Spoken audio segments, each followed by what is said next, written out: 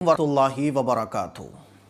رمضان کا مہینہ شروع میں اب صرف 28 دن باقی رہ گئے، یعنی شعبان کا مہینہ شروع ہو چکا ہے اور شعبان کے مہینے کے بھی 2 دن گزر چکے ہیں۔ اب ہمارے پاس صرف اور صرف 28 دن ہیں۔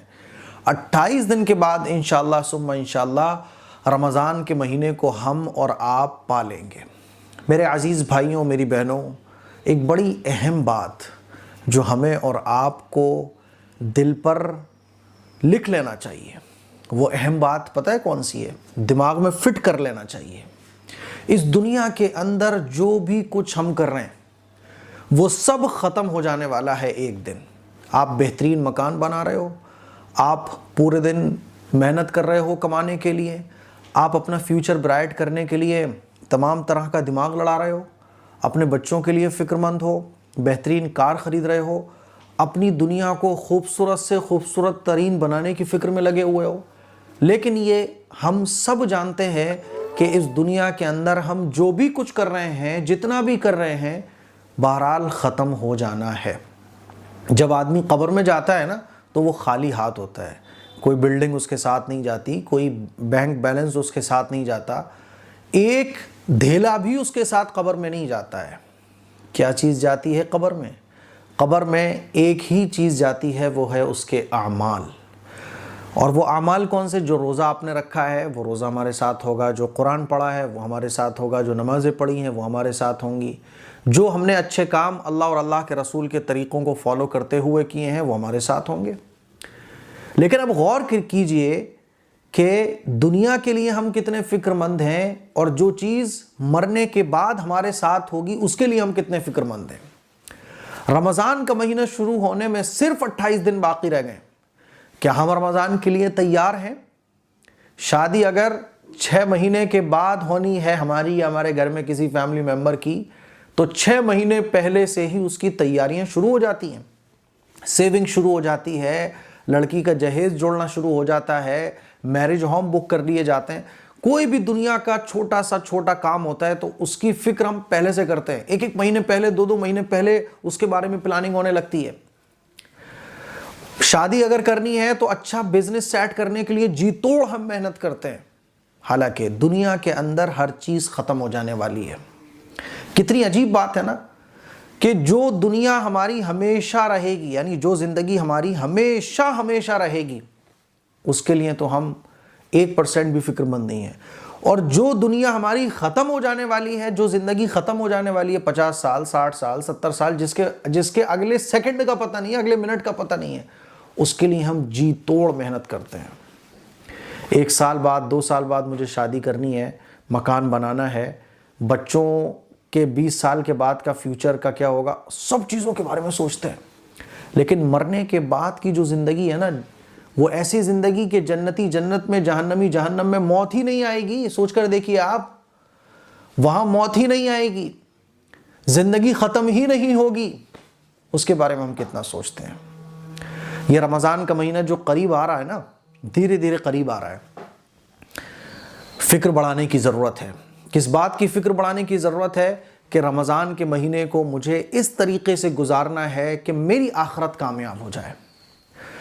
رمضان کے مہینے کی فکر اپنے اوپر سوار کرنی ہے کہ میں اپنے آپ کو اس طرح سے فٹ رکھوں کہ رمضان کا مہینہ شروع ہوتے ہی میرا کوئی روزہ نہ چھوٹے۔ میں اس طرح سے اپنے آپ کو فٹ رکھوں، اپنے بزنس کو اس طرح سے ہینڈل کروں کہ رمضان کا مہینہ شروع ہوتے ہی میری کوئی نماز نہ چھوٹے، میری تہجد نہ چھوٹے، قرآن مجید کی میری تلاوت نہ چھوٹے۔ یہ ہے رمضان کی تیاری۔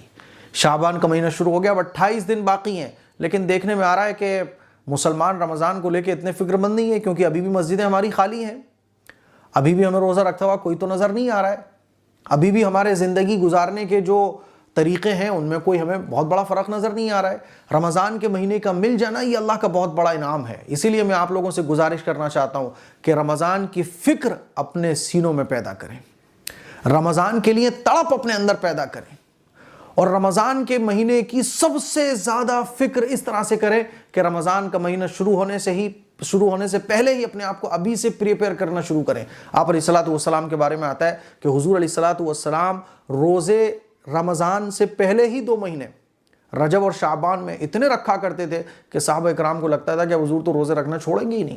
حضور اپنی نمازوں کو بڑھا دیا کرتے تھے, حضور اپنی دعاؤں کو بڑھا دیا کرتے تھے, حضور تہجد میں تلاوت کو اور تہجد کی نمازوں کو بڑھا دیا کرتے تھے. ضرورت اس بات کی ہے, دیکھو اللہ نیت پر فیصلے فرماتا ہے.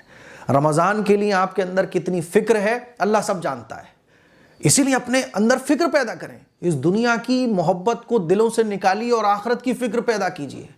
دنیا کی چیزوں کی اہمیت کو دل سے نکالیے, رمضان کی اہمیت کو دلوں میں پیدا کیجیے اور ارادہ کر لیجئے کہ انشاءاللہ ابھی سے ہماری کوئی نماز نہیں چھوٹے گی. ارادہ کر لیجئے کہ ابھی سے ہم 1-2 نفل روزے رکھنا شروع کریں گے. ارادہ کر لیجئے کہ قرآن مجید کی تلاوت بہت نہ صحیح لیکن تھوڑی سی ہم ابھی سے شروع کر دیں. اب شعبان کا مہینہ شروع ہو گیا. ارادہ کیجئے کہ گناہوں سے ہم بچنے کی پوری بھرپور کوشش کریں گے, یہ سوچ کر کہ رمضان اب قریب آ گیا. مہمان اگر سامنے آ رہا ہو نا تو آپ ہاتھ پور لے کے دوری کھڑے ہو جاتے ہو مہمان کے استقبال کے لیے کہ بھئی مہمان کے سواگت میں, ویلکم میں کوئی کمی نہیں رہنا چاہیے. رمضان کا ویلکم یہ ہے کہ آپ رمضان کا مہینہ شروع ہونے سے 2 مہینے پہلے ہی ایک تو رمضان کو حاصل کرنے کی دعائیں مانگو, دوسرا اپنی عبادتوں کے لیے پہلے سے ہی پریپیئر ہو جاؤ. فرض عبادت تو ہیں ہی فرض. اسی لیے میرے عزیز بھائیوں, ارادہ کر لو کہ رمضان کو ہمیں بہترین گزارنا ہے. اپنی زندگی کا سب سے بہترین رمضان اس رمضان کو بنانا ہے. اور اللہ سے ایک بڑی اہم دعا یہ مانگنی ہے کہ اللہ رمضان کا مہینہ مجھے نصیب فرما دے, کہ اللہ رمضان کا مجھے مہینہ نصیب فرما دے. تو یہ میری آپ لوگوں سے گزارش ہے کہ 28 دن باقی رہ گئے, رمضان کے مہینے کی فکر اپنے دلوں میں پیدا کیجئے. جیسی فکر ہم کریں گے نا اللہ کی مدد ویسی آئے گی, کیونکہ اللہ کی ہدایت کے, اللہ کی طرف سے انعامات کے جو وعدے ہیں نا وہ انسان کی کوشش پر ہیں. جیسے انسان کوشش کرتا ہے اللہ تعالیٰ اس کے لیے راستوں کو آسان کر دیتا ہے. تو مجھے امید ہے میری یہ چند باتیں آپ کو اچھے طریقے سے سمجھ آ گئی ہوں گی. کوشش میں لگ جائیے, رمضان کی فکر اپنے دل میں پیدا کیجئے, رمضان کے لیے تڑپ اپنے دل میں پیدا کیجئے.